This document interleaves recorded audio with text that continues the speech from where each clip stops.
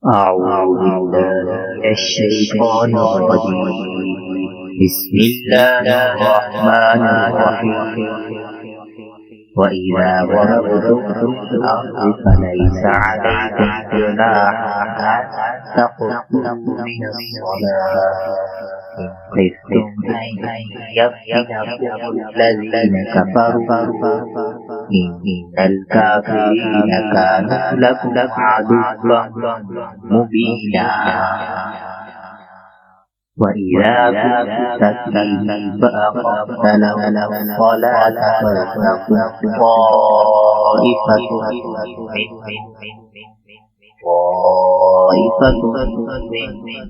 معك وليأخذوا أسلحتهم فإذا سجدوا فليكونوا من ورائكم ولتأت طائفة أخرى لم فليصلوا معك وليأخذوا حذرهم وأسلحتهم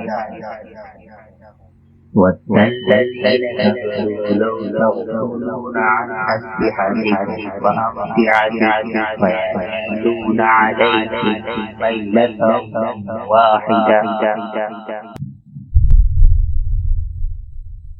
ولا جناح عليكم كان بكم أذى من مطر أو كنتم مرضى أن تضعوا أسلحتكم وخذوا حذركم إن الله أعد للكافرين عذابا مهينا. فإذا قضيتم الصلاة فاذكروا الله قياما وقعودا وعلى جنوبكم فإذا اطمأننتم فأقيموا الصلاة إن الصلاة كانت عليكم كتابا موقوتا ولا تهنوا في ابتغاء القوم